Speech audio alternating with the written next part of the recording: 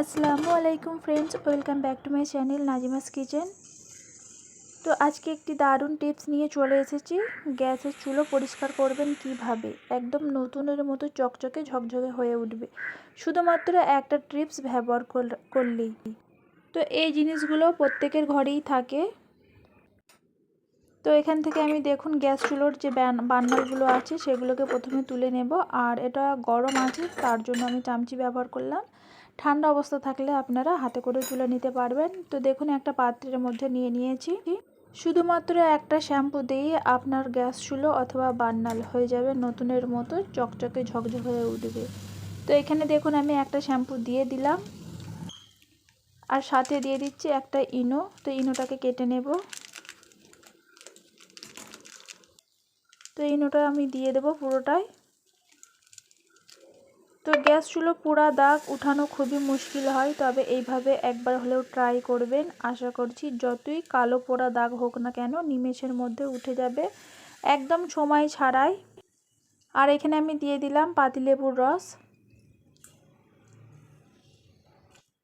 তো পাতিলেবুর রসটাকে খুব ভালোভাবে নিচড়ে নিলাম। এবার দেখুন একটু মিশিয়ে নিচ্ছি, এতে করে কি হয় যে ইনোটা আর পাতিলেবুর রস দুটোই খুব সুন্দরভাবে মিশে যাবে আর এই পুরোপুরিভাবে বার্নারের গায়ে লেগে যাবে।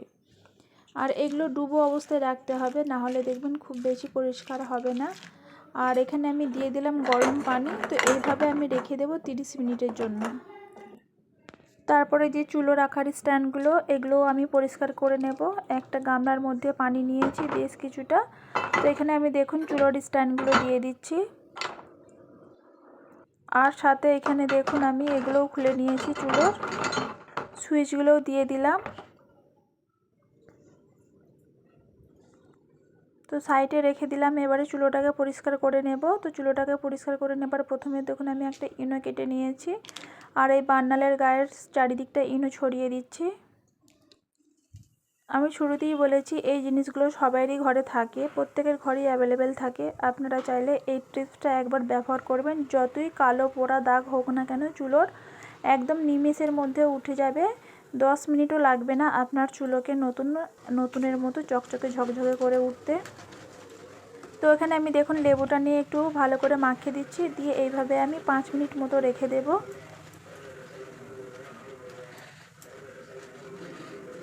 তো এখানে দেখুন দেবার সাথে সাথেই কিন্তু উঠতে শুরু করে দিয়েছে। তো এখনও অনেকেই কিন্তু আছে যে গ্যাস চুলো আলতোভাবে পরিষ্কার করে নিই, সেক্ষেত্রে দেখা যায় কি অল্প অল্প ময়লা রয়ে যায়, সেটা কিন্তু পরে দেখা দেয় জমাট বাঁধতে শুরু করে দেয়। তো অনেক সময় দেখা যায় সময়ের অভাবে আমরা গ্যাস চুলো খুব ভালো করে পরিষ্কার করা হয় না, আলতোভাবে পরিষ্কার করে রেখে দিই। সেক্ষেত্রে দেখা যায় কি যে একটু একটু ময়লা যদি থাকে সেই ময়লাগুলো জমাট বাঁধতে শুরু করে দেয়। যেমন হচ্ছে এই বার্নারের গায়ে দেখবেন ছোট ছোট নাট থাকে, তার মধ্যে সেগুলো কালো হতে শুরু করে দেয়। তো ওগুলো পরিষ্কার করতে বেশ কিছুটা সময় লেগে যায়। আপনারা চাইলে এই টিপসটা ব্যবহার করবেন, দেখবেন খুবই সহজভাবে পোড়া দাগ উঠে যাবে। তো এটা সপ্তাহে একবার করলেও গ্যাস চুলো দেখবেন একদম নতুনের মতো চকচকে হয়ে থাকবে আর পরিষ্কারও হয়ে থাকবে। আর যে জিনিস পরিষ্কার থাকে সেই জিনিস কিন্তু দেখতেও ভালো লাগে আর নিজেকেও কিন্তু খুবই ভালো লাগে। তো দেখুন আমি খুব ভালো করে গ্যাস চুলোটা পরিষ্কার করে নিলাম একদম অল্প সময়ের মধ্যে। দেখুন একদিকটা পরিষ্কার হয়ে গেল, দেখিয়ে দিচ্ছি কতটা ডিফারেন্স দেখুন। তো ওই দিকটা দেখুন আর এই দিকটা। তো সেমভাবে আমি এধারটা পরিষ্কার করে নেব। আর ভিতরটাতে দেখবে না হাত ঢুকে না, আঙুল ঢুকবে না, সেই ক্ষেত্রে আপনারা চামচি অথবা এই চাকুর সাহায্যে যে কোনো কাপড়ের মধ্যে এভাবে ঢুকিয়ে ময়লাটা পরিষ্কার করে নেবেন। তো এবারে আমি একটু শ্যাম্পু লাগিয়ে দিচ্ছি। শ্যাম্পু দিলে ওপরে যে কাঁচটা আছে ওটা সুন্দর পরিষ্কার হয়ে যাবে। তো এবারে একটা স্কচ ব্রাইট নিয়ে ভালো করে পরিষ্কার করে নিচ্ছি। তো এতক্ষণ দেখেছেন এখনও অবধি একটা লাইক করেনি, প্লিজ লাইক করে দেন একটা। আর আগে থেকে যে বন্ধুরা আমায় সাবস্ক্রাইব করে রেখে দিয়েছেন তাদেরকে জানাই অসংখ্য ধন্যবাদ। আর নতুন বন্ধু হয়ে আসলে প্লিজ চ্যানেলটিকে সাবস্ক্রাইব করে ভিডিওটি ভালো লাগলে একটি লাইক করে দেবেন। তো দেখুন এইভাবে আমি পুরো গ্যাসটাকে পরিষ্কার করে নিচ্ছি।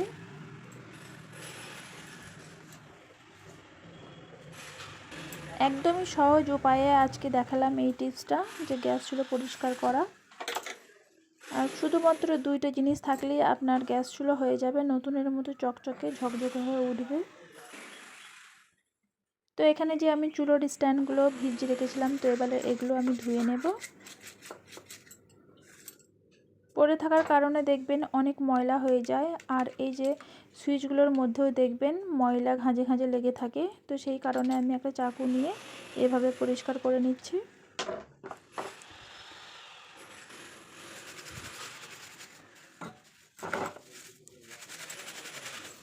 তো এখানে স্ট্যান্ডগুলোও দেখুন সেমভাবে পরিষ্কার করে নিচ্ছি।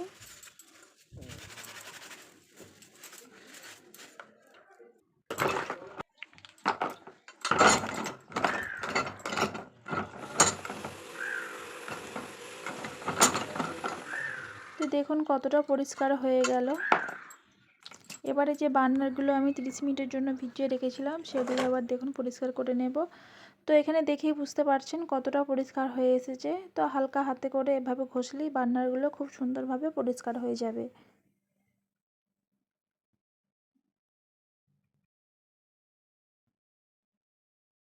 তো এইরকম একটা স্কচ ব্রাইট নিয়ে মাজতে থাকবেন, দেখবেন পুরো একবারে পরিষ্কার হয়ে যাবে খুবই সহজভাবে।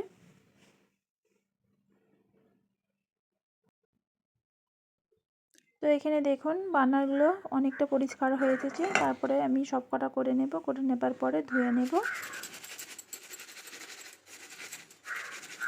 ভিডিওটিকে আর বেশি বড় করলাম না, এখানেই শেষ করলাম। আবারও অন্য কোনো ভিডিও নিয়ে চলে আসব। সবাই ভালো থাকবেন, সুস্থ থাকবেন। আর এতক্ষণ আমার সাথে থাকার জন্য অসংখ্য ধন্যবাদ। এখানেই শেষ করলাম। আল্লাহ হাফিজ।